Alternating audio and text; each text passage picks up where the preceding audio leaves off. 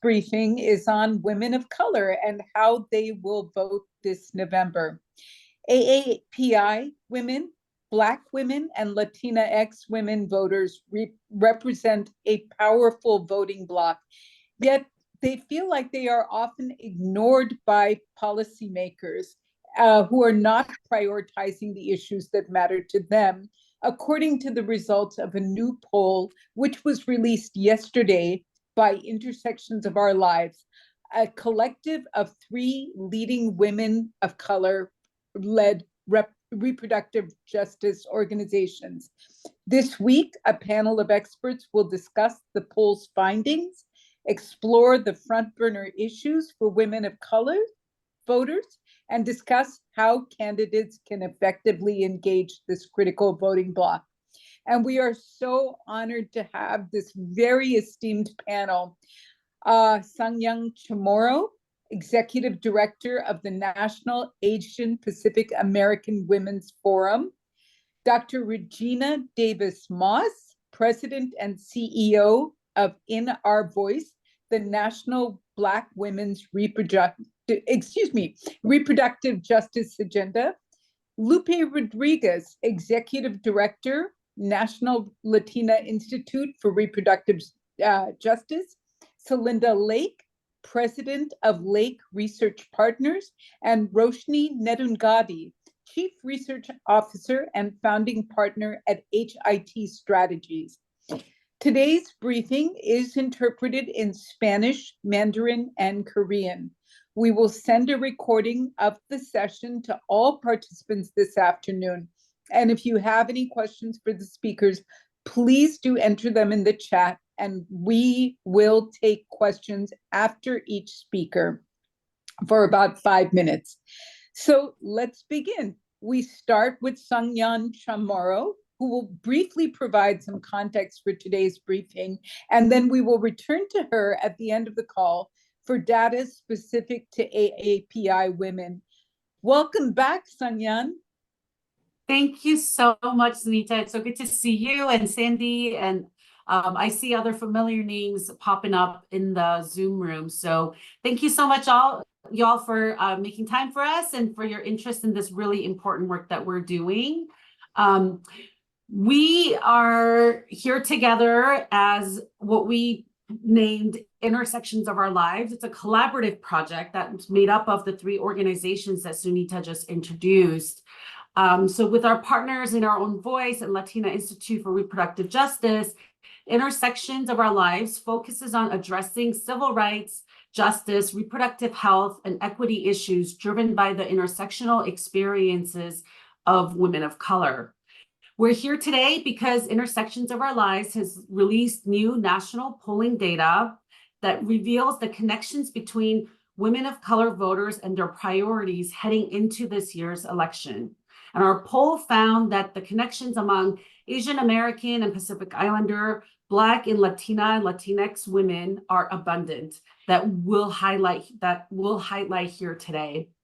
We're happy to be joined by our research partners, Lake Research Partners and HIT Strategy, who worked with us to collect the data, do the analysis, and helped ensure that the voices and priorities of women of color voters are able to be shared with you all today. So thank you for attending, as we'll be leaning on you to help us share these important findings with our communities across the country. And with that, I'll turn it over to Celinda Lakes and Roshini from our research partners to talk about the polling. Thank you so much. And it is such a great honor to be in front of you, and some of these relationships we've had for a long time. So it's great to be working with you since we were in kindergarten. And I want to praise Intersections. It's just an amazing principled alliance, visionary, put the resources behind the vision. Will say the emperor has no clothes and won't accept no for an answer. It's been such a privilege and honor to work with them on this important research. We love working with HIT Strategies, and Roshni is my absolute favorite. Don't tell the rest of your colleagues, Roshni, over there. So it's really an honor to work with them. And then I want to acknowledge our own team, which was quite big, but headed by Kate Gormley and Alicia Snell. So I can't speak to how, one, exciting this data is, how unique it is. There's no other data set out there like this. And it's expensive to do this kind of research. No one envisions it like this. No one brings these unheard voices to the table. And you are such an important resource in that regard, taking them from the polling briefings to the public. It's very, very rare. In terms of the methodology, we polled from March 14th to April 2nd. This was a national mixed mode survey. 850 Black women registered voters, 850 Latina women registered voters, 850 Asian American Pacific Islander registered voters. Done mixed mode, as I said. There were oversamples within communities. So we have an enormous amount of diversity in terms of being able, because frankly, it's absurd to say, well, the AAPI community, like, are you kidding me? Like, which of the 10 groups? What are you talking about? Well, this is the first survey that actually has those 10 groups, and also invest the money and the care in doing translate. We did translated interviews with them in Mandarin, Korean, Spanish, and Vietnamese. So at every turn, and including Latina Caribbean women, every turn, this data was spectacular. And then we did women of color in 4 key states. We're not going to emphasize that today, but Florida, Georgia, Texas, and Virginia, where these women's voices will make a key difference. So what we're going to lean into is what is different, what is important, what is the polling of women of color together, why it's what's different from white women. And then we're going to talk about, there are lots of similarities, there are lots of differences. Frankly, there are lots of answers to questions that nobody else, literally nobody else, has answers to, because the census doesn't ask these questions and other surveys don't invest in these questions and these voices. So may I interrupt you for a second just to ask, what are the questions that you asked that are unique to this poll? Well, the audience is unique, and you're about to hear about those questions. So, Sunita, great question. And I'll do the first ones, and Roshi's going to cover the bulk of it. So, women of color think things have gotten worse in the country over the past year. 57% of Latinx women think that, 55% of AAPI, 49% of Black women. Voter motivation in the election cycle is low for the entire electorate. Women of color show high potential. And this is where the analysis out there is completely flawed. Yes, motivation is down, but the potential among women of color is enormous, and to vote in higher numbers. If they see change, if they see their values represented, and if they see the policies that matter in their lives, they're very focused on things that impact their lives directly. And if they see policymakers and politicians speak to and address the issues they really care about. So let's talk some more about those issues and those values, and I'll turn it over to Roshni for the rest of the story.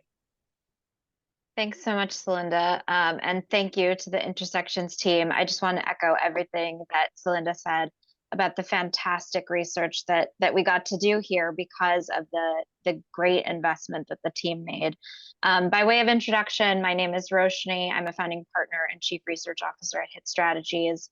We're a small market research firm and primarily focused on communities of color, young voters, LGBTQ voters, mostly marginalized communities. So working on this project was really a delight. And like Celinda said, the oversamples and actually accurate sampling that we were able to do in these communities among women of color is not an investment that we see, even though this is an area that we specialize in with many of our clients. So let me jump into some of the specifics from the poll, noting that our speakers later on are going to talk more about the poll and the findings that they're going to expand on within their communities. So some high-level takeaways here. We asked what issues are going to determine women of color's votes for president, Congress, and other offices. rising costs were really one of the most important issues that's determining their votes in the 2024 elections. And we're seeing this across the board.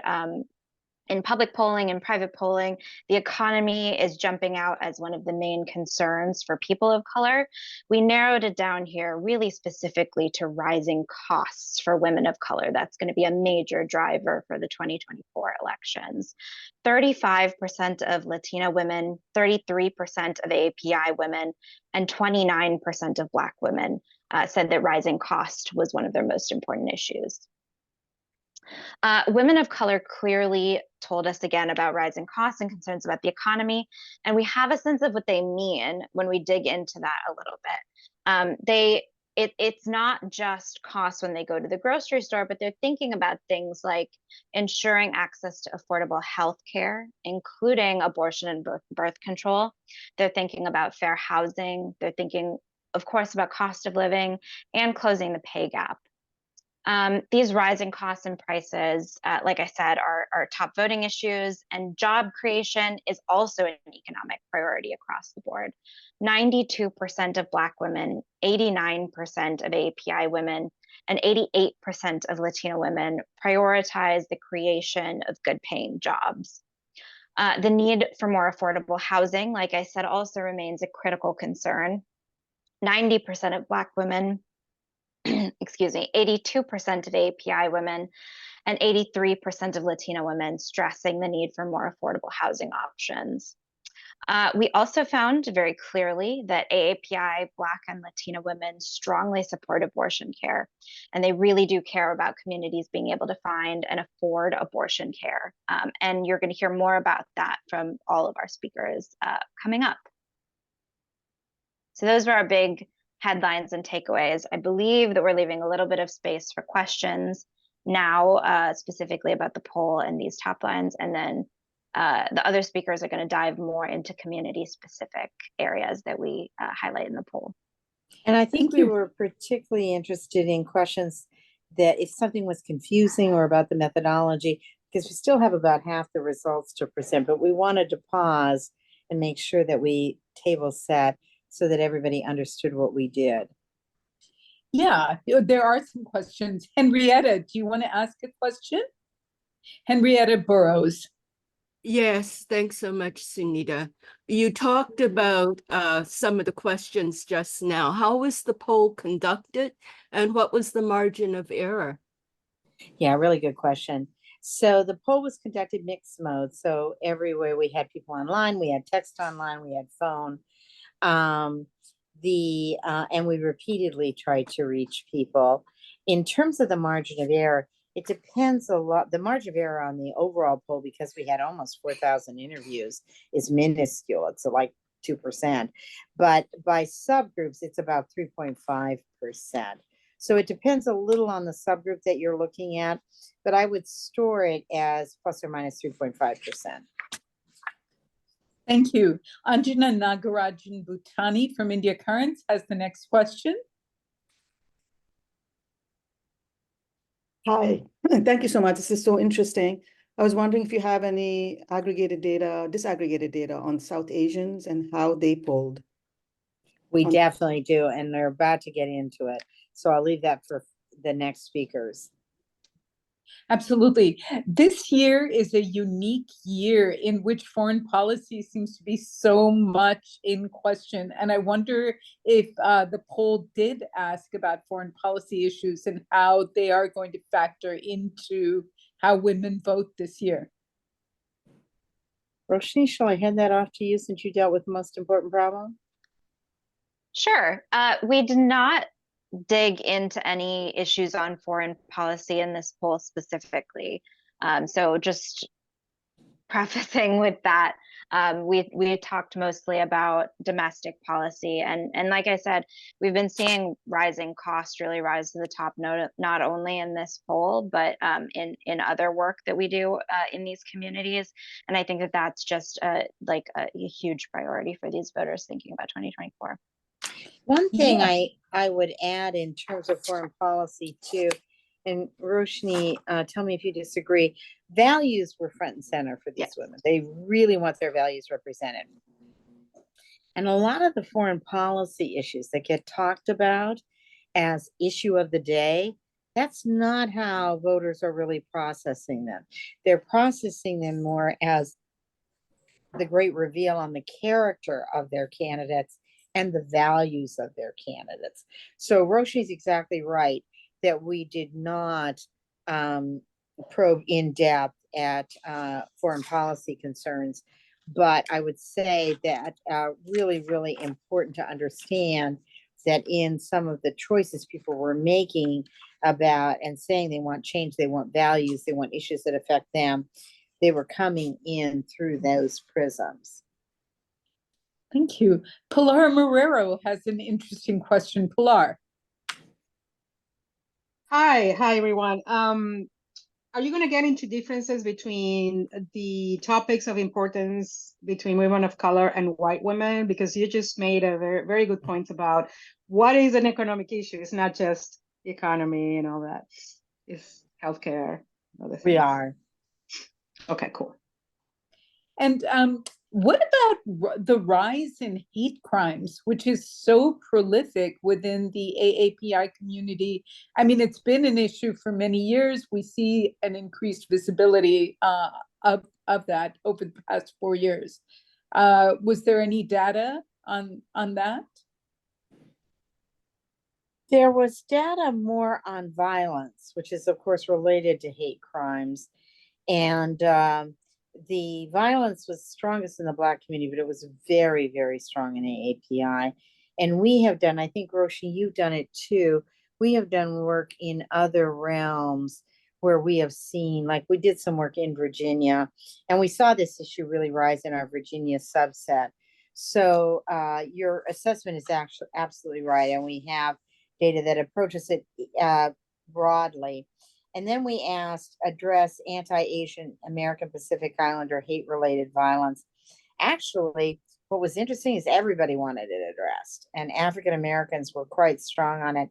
But as you would not be surprised, AAPI the strongest on it, and it was at 49%, about 9 points under the top issues for them, but still very strong.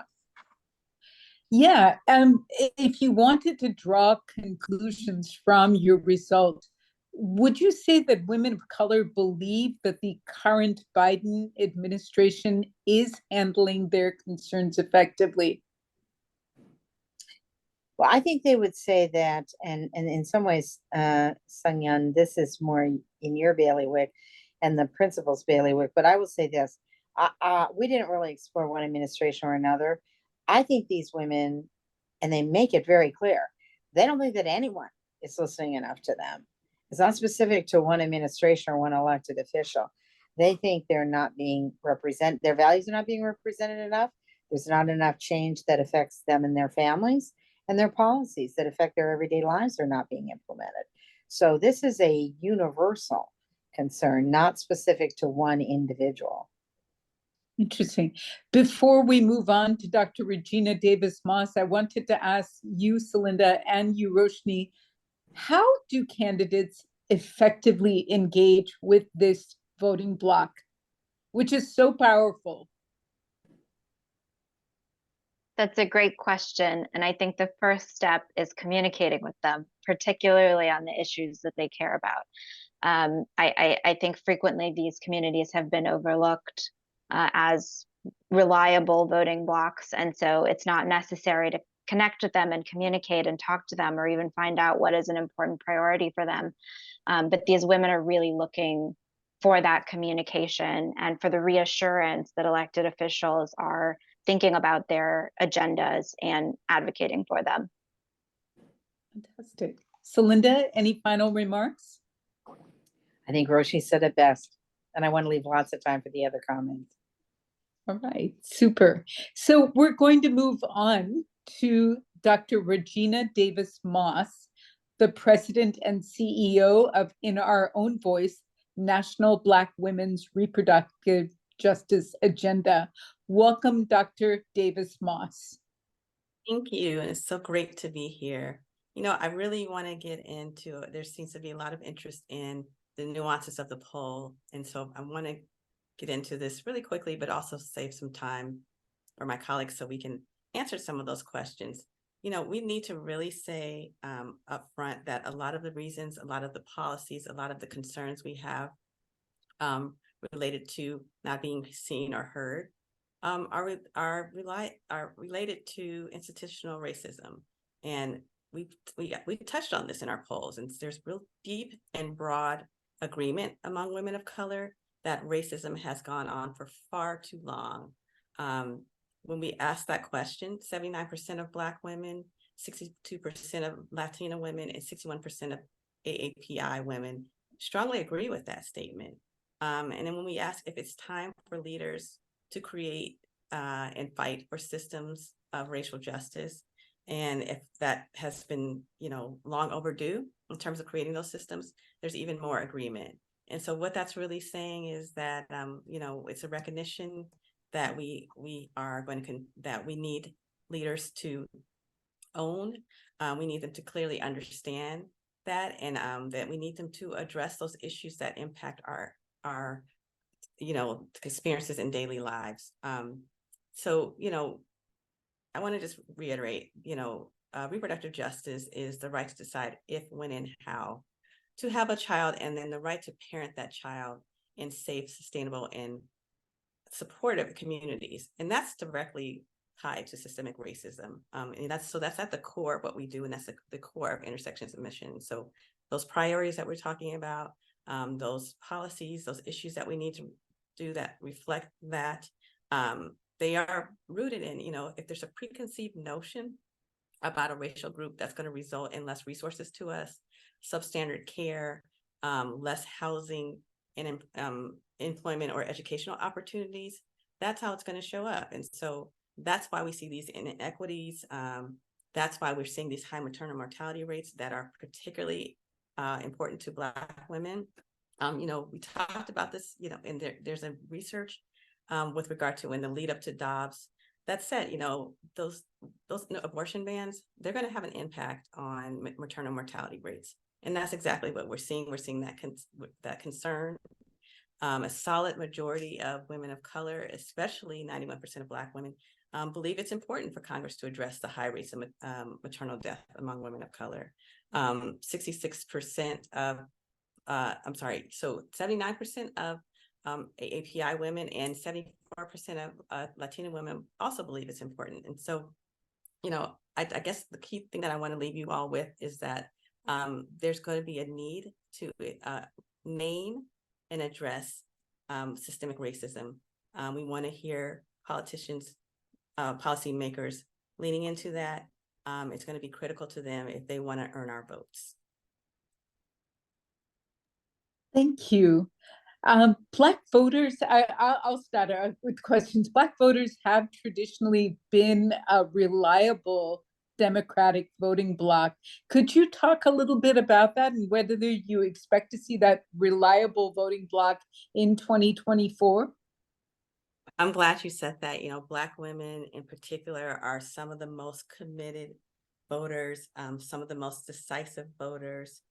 We absolutely expect that. You know, that's true for all women of color.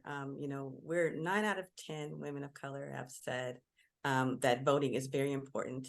That which that says to me is that we know our votes matter, but we also are pushing back and saying, you know, the onus is not on us to just turn out all the time. Don't take us for granted. The onus is on you to demonstrate that you understand what we need and to speak to our needs. Absolutely. And just to follow up, are candidates reaching out to Black women voters, or as I asked earlier, are they just assuming that they will show up? Are there specific reach outs to them? I mean, there's outreach. You know, this is an election year. That's not pretend. So there's outreach to all the key constituencies. But the point is that what I'm going to keep reiterating is, you know, we're at this point now where we are going to hold them accountable. You're not going to just be able to continue to rely on our vote to know, you know, we know very clearly that we carry a lot of these elections on our back. But at this point, it's, what are you going to do? There was a politician that said, okay, so, you know, you got me. I'm summarizing this not well, but essentially what he said is, now that I'm in office, now make me do it. And so we're going to make you do it. That's fantastic. We have a number of questions for you. Let's start out with Raymond Tyler. Raymond, would you please identify your news organization and ask your question? Sure. How you doing? My name is Raymond Tyler. I'm the civic engagement producer and editor for AtlanticCityFocus.com. I have a number of questions, but I guess I'll ask this one because this is the one that's pressing me the most. Do you have any data of how the women voters of color feel on these issues between the ages of 35 and over, and then 35 and under? And the reason I ask, because it's been my experience that most of the time older Black voters seem less interested in holding the people they vote for accountable. That's a great question. I don't know if did I say that? Did I express that clearly enough? Absolutely. Yeah, You know, you we don't have expressed any it data on clearly. I'm sorry, Celine, if you want to take that. No, please, Dr. Musk. We don't have any data on that per se. I mean, I would say anecdotally from conversations that I've had in our civic engagement work, is that actually older voters, both male and female, understand the power of their vote. They're very clear about their ancestors fought and died for this right to vote. And so they do not take that lightly. You know, the same actually for younger voters, in that they understand that their vote is important, but you know, they're real concerns. Younger voters are concerned about things like the economy, the things we lifted up, affordable housing.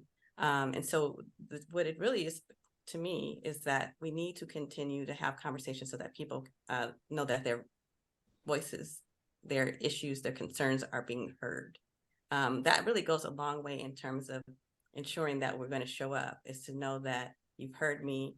There's going to be redress. There's transparency, and there's going to be a real effort to address these things that I've talked about. Absolutely. We go back to Henrietta Burrows for another question. Henrietta. Yes, thanks, Sunita.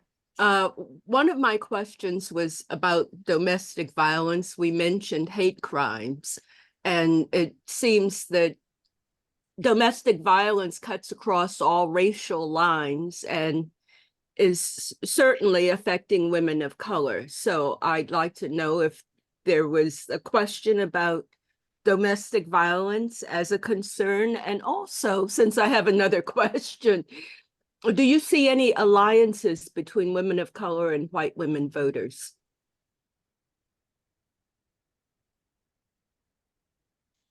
Is that to me, or is that to Yes, that was anybody? This is your time. The pollsters. I'm going to punt that one to the pollsters in terms of was domestic violence a variable in terms of the issues of concern?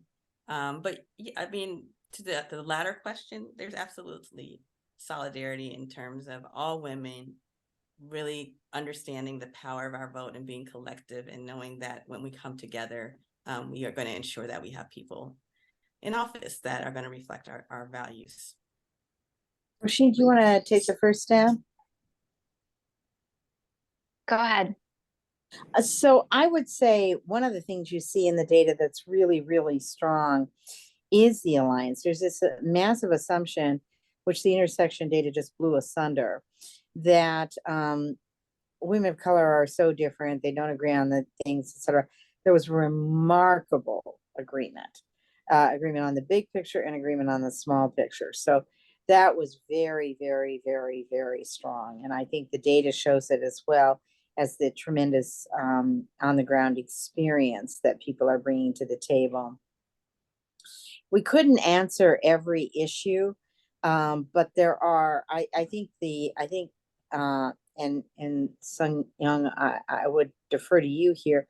The reproductive justice agenda, as it's been defined by intersections for decades and been insisted upon to be looked at through that bigger prism, has always, it's felt like to me, included strong emphasis on violence and domestic violence, etc. So, and certainly women of color are very, very strongly engaged on the broad reproductive justice agenda, including access, affordability. For this is one of the differences with white women. White women are less focused on the economics of it. Women of color think this is one and the same. You can't have access without affordability. So that's actually one of the biggest and important differences. But I think the agenda has always been quite strong. The other thing I would say is, you know, on the previous question about accountability among older African-American women, I think older African-American women, and we see this in focus groups we've done, and Roshi, you should jump in here, they're fed up. They're ready to hold people accountable. And so we see some generational differences in the data for sure, but less than you would think. Yeah, I would just add on to that question of accountability. We do a lot of work on segmenting the Black electorate, and we find that a lot of times our older Black voters are in this kind of legacy civil rights group that we find are reliable voters, but that doesn't necessarily mean that what they're doing is not holding elected officials accountable. They really believe that the way to hold elected officials accountable is to vote every time and vote on their priorities and vote for candidates who they believe represent their priorities. So I think it's a different way of generations looking at accountability for elected officials. Absolutely. And I'll jump in here to answer the question about gender-based violence. I mean, it was going to come later on the presentation, but we kind of thought this might happen where, you know, we're not doing the whole presentation up front and then getting questions. So, you know, it's a bit of a whack-a-mole. But actually, so women's rights and abortion combined was the top issue across the board for women of color. So when we talk about women's rights, that includes, you know, issues such as gender-based violence, discrimination based on gender, and earning of a fair wage, like gender wage gap, right? So that's included. So as Celinda mentioned, you know, we see a very close tie between economic mobility and access and abortion, not just rights, but access as a top priority, folks. So those two combined actually, you know, are tied for first place in terms of top issues that voters are thinking about, with rising costs, right? Which to me says a lot, because I don't know a person who's like not shocked at paying $6 for a dozen eggs these days, right? So the fact that women of color care this much about abortion access and women's rights in the context of gender-based, gender-related issues, I think is pretty significant. Fantastic. We have two more questions before we move on to Ms. Rodriguez. Celinda, does anything for you stand out as new among women of color today versus 20 years ago? How impactful is the surge of anti-immigrant sentiment, for example? Well, I would separate the two questions that you're asking about. But yes, several things stand out to me. Well, first of all, it wasn't like we had good representation of these voices 20 years ago. Right. So quite frankly, the revolutionary aspect of intersections data, and they were involved in this 2 years ago too, it remains game-changing in my opinion. You can't respond to what you don't know about. Now, it's inexcusable that our elected officials don't know about this, but we're going to help them by providing the information. The second thing that really strikes me is the pessimism. 20 years ago, people of color were a lot more optimistic. 20 years ago, everybody was a lot more optimistic. But this is deeply penetrating into communities that are advancing quite fast, working quite hard, really trying to make a change for their families and their communities. People want to combine voting with other activities, but they still see voting as a central way of implementing change. That was true 20 years ago, but there's a lot of conventional wisdom that says it wouldn't be true today. one of the things I love about conventional wisdom is it's usually 95% wrong, plus or minus 5%. And that's certainly true in this data. This data has a ton of mythbusters in it. And then the last thing I would say that really stood out to me, and I'd love Roshni to answer this question too. One of the things that's so different from 20 years ago is so many things are not different from 20 years ago. We need to hurry history here. We should have made more progress. We should not be looking at taking away rights. And, you know, the number one issue was any discrimination against people because of race is ethnicity and culture. People firmly believe that racism had gone on too long as an overall umbrella. And so the more things change, the more they stay the same. And that's absolutely unacceptable to women of color. One Roshni? last question before we, oh, sorry, please, Roshni. I would just add very quickly, because I know we want to move along with the rest of the speakers, but thinking specifically about young women of color, I feel like often people, to Celinda's point about the kind of cynicism and frustration, people often think that young people, young women particularly, are apathetic towards what's going on or ill-informed about what's going on in this country because of the level of cynicism. And I think due to their engagement with their peers online and access through social media to so much information, it's not apathy or not being informed. It's really just a sense that they want to see elected officials act for change, and they're not seeing that. And so it's a sense of cynicism with the system and not necessarily with like that is them being underinformed or misinformed. Final question before we move on to Ms. Rodriguez. 2 years ago, after the Uvalde, Texas school shooting, there was a mass movement by women to get effective gun control measures into place. How much will we see gun control in the way women vote in 2024? Is it still a front burner issue? Yes, it's in the top tier. And I think, Lupe, you may be going to talk about that, but it's very much in the top tier. And gun violence prevention, very, very high with African Americans, very high with Latino voters.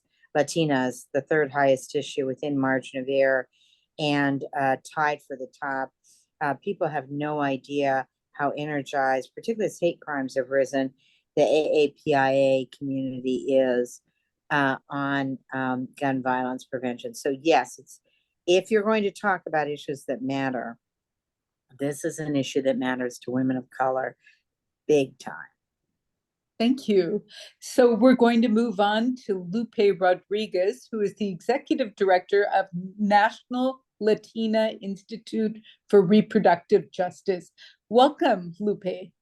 Thank you so much. And thanks so much for this conversation so far. I think much of what I was going to share today has been discussed. So that'll be good. I really wanted to elevate, just some of the top lines again about the data, how the data shows the impact of women of color voters will be in November, their interest in voting, and what drives them. And I think we've said it a number of times, but I'll put a finer point on it. And I'll start by saying, of course, that as we've mentioned, right, like women of color voters can't be underestimated.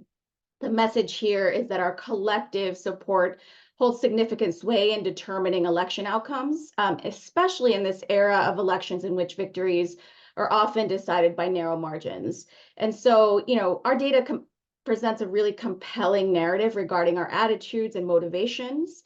And I'll reiterate what Celinda said, that voter motivation in this election cycle has been low across the entire electorate. And we've found that that's because of, feelings of folks not seeing the values that are important to them represented in dialogue that's happening in places of power, but also not seeing change. And so But again, our communities continue to be motivated and continue to be an electorate that needs to be moved and that is of high potential. The data, says that 53% of AAPI women, 57% of Black women, and 60% of Latina and Latinx women are very motivated to vote in this November's elections. Overall, 90% of AAPI women, 86% of Black women, and 87% of Latina and Latinx women are only somewhat motivated or very motivated to vote in November. So, the sort of highly motivated numbers are smaller, but again, folks are still paying attention and somewhat motivated, still thinking about the election. And, women of color, the data shows that women of color perceive voting as crucial for affecting desired changes in the country. So they still see that, along with other actions, of course, civic engagement of other kinds, but they still see voting as a really important activity for affecting change. And so 64% of Latina and Latinx women emphasize its importance, and folks see it as important in again, making change. As mentioned too, nearly 9 in 10 women of color emphasize the importance of voting overall. And so, so they have to be engaged and moved in this election in order for folks to be able to win, or for anybody who's running to be able to win. Sorry, Lupe, one of the interpreters asked if you could please slow down a little bit, and I apologize in advance for interrupting.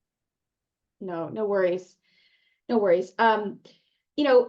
Since the majority, as we've discussed, see voting as very effective in creating the change they want, we want to underscore that the experiences and priorities of women of color are not showing up in political or policy discussion. So that's, again, while people see voting as extremely important for affecting change, their motivation numbers are not as high as they have been, right? And so again, that's part of what we're discussing here, that's because of the fact that folks are not seeing their priorities and experiences reflected in change that's happening.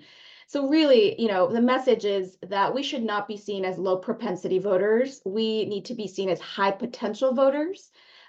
We have the numbers and the interest, and again, the perception of importance in voting to be able to make a difference, and folks can't afford to take us for granted. I think a couple of things I'll just elevate in terms of the Latino community specifically.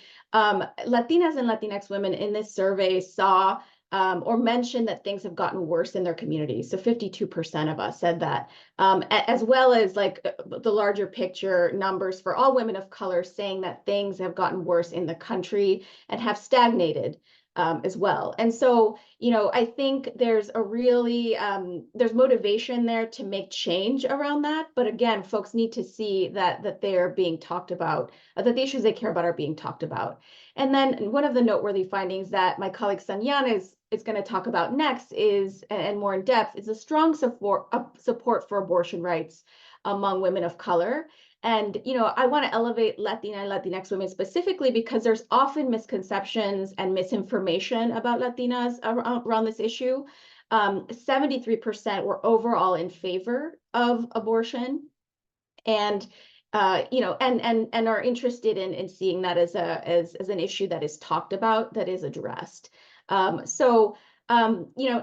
again, with Latinas and other women of color, we've seen their power as a voting bloc on this issue in recent elections. For example, in Ohio and other states that have put abortion on the ballot, voters of color, and including Latino voters, are rejecting abortion bans and attacks on their freedom. So that's a really important part of this as well. I'll leave it at that, and happy to answer any questions. And of course, there are a number of questions for you. Let's start with Nancy Tran. Nancy, please identify your news organization.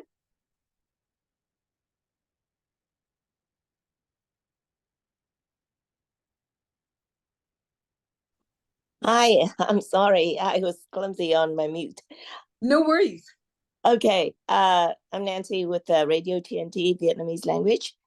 And my observation is nowadays people are so much voting along the line of their party political party affiliation, regardless of the leader or their choice of leader, who is totally against democracy and our long-term interests and the future of the country. So that's the problem, the big problem.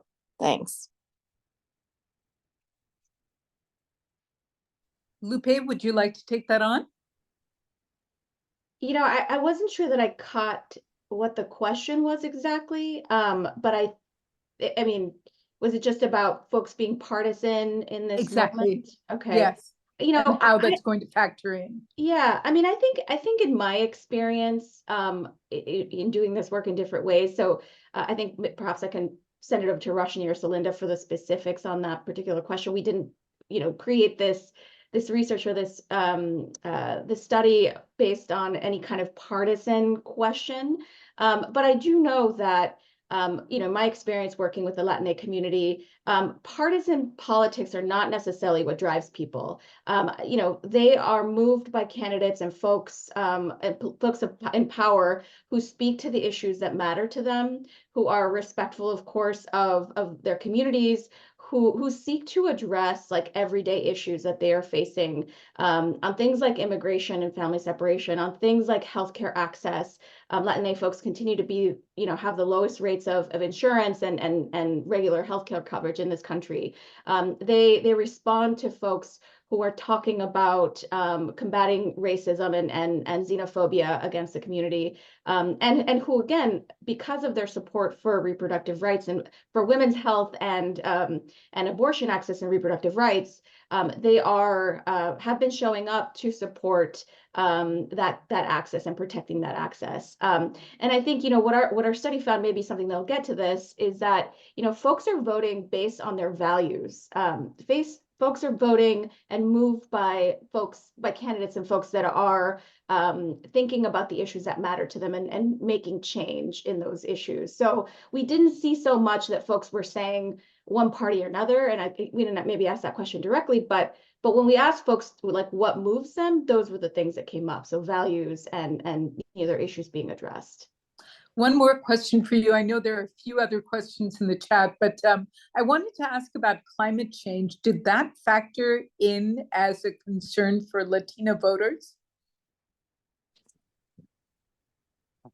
I don't know that it was top tier necessarily, but there are environmental justice concerns in our experience. A lot of how that connects with folks in the community is often in terms of their lived experience in their neighborhoods, right? Like not having access to clean water, living in places with in high density places that don't have clean air, particularly in places like the Central Valley in California. I know I did a lot of work when I worked there, when I worked here, I should say, on issues that were important to Latinx communities in the Central Valley, where there were a lot of problems with clean water and clean air. Fantastic. Thank you. There are a number of questions in the chat for all of you all, and I hope you all are monitoring the chat to answer questions there, if you wouldn't mind. We're going to circle back to Sungyeon Chamorro to draw on data specific to AAPI women. Welcome back, Sungyeon. Thank you. I know there are a number of you that really do speak to our communities and various languages and ethnic groups. So I just want to provide just a couple top lines of our collective poll and then really dig more into the API data. And then also want to say that there's a lot of disaggregated API data that, we can follow up, with documents for you all to take a look at. So just off the top, I just want to just reiterate that, women of color through this polling demonstrated again that like the issues we care about are very similar. Our top issues didn't vary a whole lot. And that really it comes down to our ability to have autonomy and make decisions of our lives in meaningful ways, right? So economic mobility and bodily autonomy really did rise to the top. And I already made the comment about women of color and abortion, so I'm gonna just skip over that and really dig a little into the API data.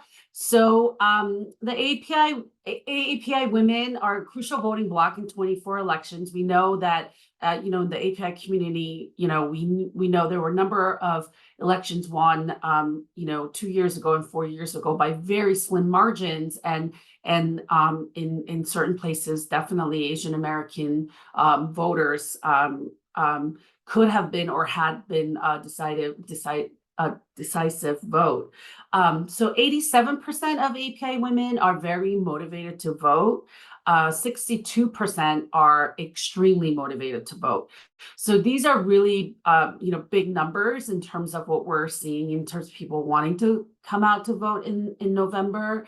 But also 52% say they're extremely, that vote of 52% say voting is an extremely effective way to create change that they want to see. But they also, this finding speaks to the disillusionment of API women voters feeling that they're not seen in their experiences and priorities addressed by politics or policies. So you see the drop in being motivated to vote versus whether they think is effective or not, right? For API women, top tier priorities that they want politicians to act on include, but obviously not limited to, reforming our criminal justice system, passing gun violence prevention laws, passing paid family medical leave, and ensuring medication abortion available to all women. But mainly, just like in Latina and Latinx women, rising costs also is a major issue that API women care about. And just to, you know, respond to the question about disaggregated data, I just wanted to pull a few things. So we conducted this poll to oversample for 5 ethnic groups: Chinese, Filipina, Indian, Korean, and Vietnamese Americans. And those are the most populous ethnic groups in the United States, and that's why we polled those folks. And we, you know, for Koreans and Chinese and Vietnamese, we did do you know, bilingual outreach, right? So we were able to reach people in the language that they were most comfortable in. So while we don't have disaggregated data for South Asian women, we do have data for Indian women. And I'm sure it would not be a big surprise to those of you that are from the community or report in this community, but abortion access rose as a very, very high priority for Indian American women. Most important issues for Indian American women polled include ensuring medication abortion is available to everyone, that everyone has affordable health care, and that ensuring abortion is legal, affordable, and accessible, right? So again, like, there weren't any other groups where top 3 issues all included some aspect of abortion and abortion access, but that's that we have that for Indian Americans. The next data set, actually, I as a Korean American was a little bit surprised by, right? So again, you know, as Lupe was saying about perceptions about Latinas and their positions on abortion, similarly, you know, there are perceptions about certain ethnic groups in the API community that, you know, are seen as anti-abortion or apolitical. Well, 3/4 of Chinese, 3/4 or more of Chinese and Indian women who were polled said they support abortion access. 7 in 10 Vietnamese and Korean women support abortion care and abortion and access to reproductive health care. That was surprising to me as a Korean. I've always seen that data to be lower, but as you can see, you know, women in general are being more outspoken about their views on these things. And 6 in 10 Filipina women also hold this view, right? So it's safe to say in our data set that more than half, right, of any of our communities, women support folks' access to abortion and a legal right to abortion.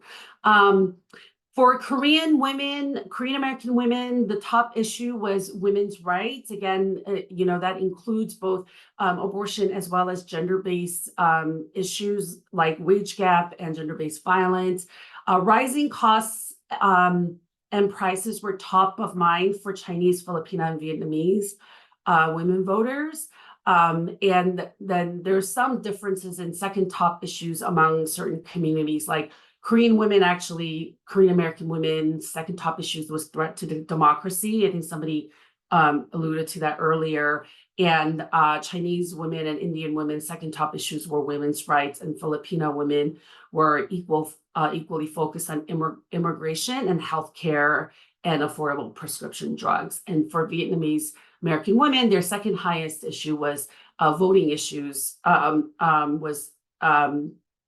women's rights and threat to democracy. So you see a little bit of a variance there, but I know we're really short on time here, so I'll just, summarize and say that, I think what we want you all to take away to our communities is that, sometimes we're in an echo chamber and only talks amongst ourselves and only know what your auntie or your grandma or your mom or your daughters care about. But, this data that 7 out of 10 Korean American women support abortion access, I am telling every Korean I know, right? Because I think the more of us that are out there talking about it and changing the narrative, the more our community feels like they can participate in that and really change the trajectory of this country and how we think about this very important issue for us. And then, of course, that, anybody running for office needs to listen, right? Every community, all of our communities say that we know what we care about, we know what needs to be fixed, yet we don't feel like people are addressing those issues. So I will wrap it up there. Well, this has been such a robust conversation, and there's so many more questions for you all, but I would like to end with going back to each of you with your 30-second soundbite for our reporters. What is the most important takeaway that each of you would like our reporters to understand from this very robust conversation? Sang-Yeon, why don't we start with you? Yeah, sure. I would say a headline that pops to my head is activating the powerful block of women of color voters. And my soundbite would be our polling underscores that AAPI women voters and our fellow women of color voters are too powerful a force to be ignored during this election season. We are motivated and we are passionate about the issues that impact our lives the most. Thank you. Thank you so much. Lupe Rodriguez. I want to thank you all so much for joining us. And, our point here is specifically for Latinas, we are voting with our values in this election. And our poll highlights that Latinas are crucial to outcomes in this year's election. We want to see our experiences reflected in politics and policy change. We are concerned about rising costs and access to reproductive health care, and those things are connected. Fantastic. Dr. Davis Moss. Well, yes. And so thanks again for having me. I would say our headline is Women of Color Voters Want Comprehensive Policy Solutions. Earning the votes of women of color means recognizing that we do not live single issue lives. Reproductive justice is a key priority for Black women and other women of color voters, and it encompasses many aspects of bodily autonomy, such as access to birth control, abortion services, and economic opportunity. And so again, we're underscoring it's not about that one issue, it's all about all of those. And our vote is key to securing equity and justice for all families and generations to come. Thank you. Roshni Nedungadi, you're next. My headline would be Women of Color Vote with Their Values and Advocate for Their Communities. Women of color are frustrated with the state of the country and believe that the upcoming election is important to lift up issues faced by women and communities of color around the country. Women of color are acutely aware that systemic racism continues to negatively impact their lives in ways that they must grapple with day to day. And they're voting with their values, and they're looking to elected officials to speak to those values and on the issues that are important to them. Thank you. Final word from Celinda Lake. Thank you. And those were all wonderful sound bites. I would say that women of color represent an enormous potential vote, but we are at a crossroads. They are not going to vote for people unless they see change, they see their values represented, and they see policies talked about to them that affect their daily lives. Fantastic. Well, this has been such a tremendous and robust conversation. Thank you to all of our speakers. Thank you for great moderating. Thank you. Thank you. And reporters, we'll see you next Friday. This conference is closed.